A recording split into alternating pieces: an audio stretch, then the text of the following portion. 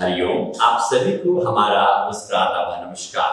आप सब कैसे हैं? मेरे ख्याल से आप बहुत अच्छे होंगे, क्योंकि हम सब नियमित योग का अभ्यास करते हैं, निकी तो हम अच्छे होते ही हैं।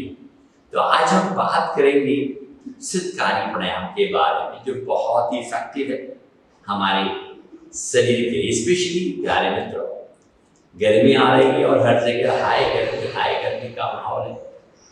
और इस हाई गर्मी के माहौल में किस प्रकार से हम अपने आप को ठंडा ठंडा कूल रख सकते हैं, उसके बारे में बात करेंगे। तो शीतकारी प्राणायाम बहुत ही इफेक्टिव है अगर यू प्रैक्टिस एवरी डे। मुझे लगता है कि अगर आप दिन में 10 मिनट अगर आप शीतकारी प्राणायाम करेंगे तो बाहर कितनी भी गर्मी हो, आप अंदर से तो कूल रहेंगे। ऐसा बोल सकता हूं कि आपके शरीर कैसे पूरे कमरे को ठंडा करने के लिए हम एसी का सहारा लेते हैं, छोटा सा एसी हमारे पूरे कमरे को ठंडा ठंडा कूल रखता है, उसी प्रकार शीतकारी प्राणायाम भी हमारे पूरे शरीर को ठंडा ठंडा कूल रखकर इस गर्मी से आपको राहत दे सकता है। उसके लिए वेरी सिंपल, पूरा श्वास आपने निकाल दिया, लुक एट मी, बड़े ध्यान से देखिएगा। पूरा श्वास आपने निकाल दिया, फिर क्या करना है कि दांतों को भींचना है। उससे पहले बता दो, शीतकारी सर्दियों में जब तुम्हें सर्दी लगती है तो क्या कहता, ऐसा कहता है, ऐसे शीतकारी निकालता है। उसी प्रकार से शीतकारी करना है। एक बार ध्यान से देखिएगा, हाउ आई एम डूइंग। आपने श्वास निकाला, फिर ये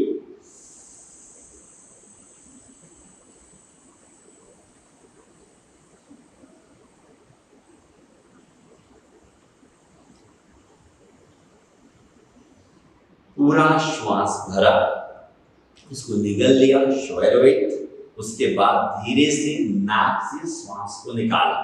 ठीक है, सो एक बार मैं पूरा कर रहा हूं, आप ध्यान से देखिएगा, don't rush, then we will understand. उसके बाद समझेंगे कैसा। ठीक है, मैं कर रहा हूं, ध्यान से देखिएगा, मैं कुछ नहीं बोल रहा।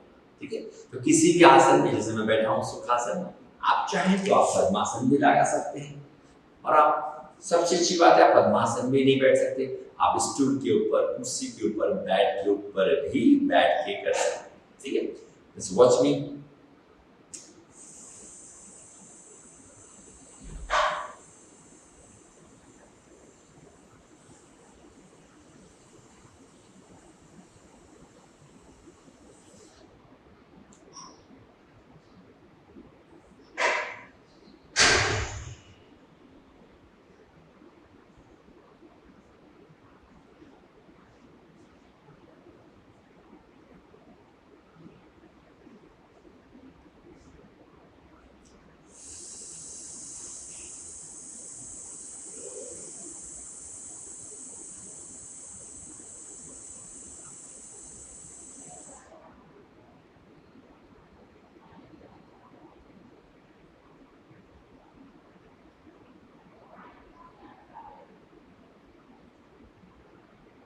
इस प्रकार से धीरे धीरे कर, कैसे मुंह से सिसकारी निकालते हुए पूरा श्वास भरना, और पूरा भरने के बाद कुछ स्वैलो निकल जाना, और एकदम धीरे धीरे नाक के माध्यम से श्वास को निकालना।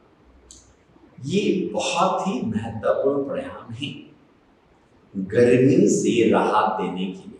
तो आपको मालूम है ना, गर्मी से संबंधित क्या क्या समस्या हो सकती है शरीर में। बहुत सारा पसीनों का आना, मुंह में छालों का होना, पेट में हाइपर एसिडिटी या अल्सर होना, या पेट की गर्मी की वजह से कॉन्स्टिपेशन होना, इस प्रकार की तमाम समस्याओं के लिए यह प्राणायाम बहुत उपयोगी है। और साथ में कौन नहीं कर सकता, दैट्स वेरी इंपॉर्टेंट, है ना। अच्छा तो है, लेकिन सर्दी, जुकाम, खांसी, अस्थमा, जिन लोगों को भी सर्दी से रिलेटेड समस्या है, उन लोगों को यह प्राणायाम नहीं करना। तो समझ में आया। और जब भी आप करते हैं ना, हड़बड़ी मत करिए। अब बात है कितना देर करना चाहिए, कम से कम 4 से 5 मिनट करना है। और दूसरी बात, जब आपको मालूम चल जाए कैसे करना है, तब आंखें बंद करके एकदम तल्लीन होके करना चाहिए।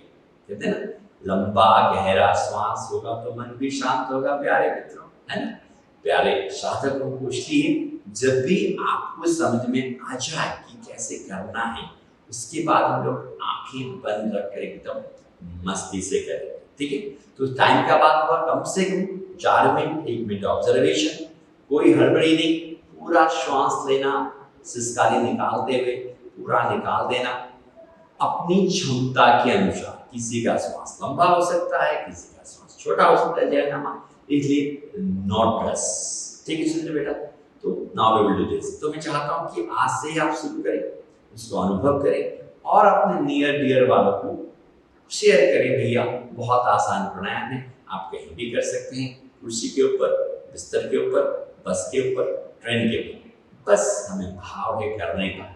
और बहुत ज्यादा गर्मी का है तो आप लोग इसको 3 बार भी कर सकते हैं। क्यों? डॉक्टर साहब बोलते हैं ना, सुबह को एक गोली, शाम को एक गोली, दोपहर को एक गोली। तो अगर आप चाहते हैं योगा या मेडिटेशन, तो मैं सभी को कहूँगा समय हो तो 3 बार भी किया जा सकता है। आप सभी का बहुत बहुत आभार हमारे साथ बने रहने के लिए, बहुत बहुत धन्यवाद। आप सब खुश रहें, मस्त रहें और आनंदित रहें, और रियल आनंद को पाने के लिए साधना जरूर करें।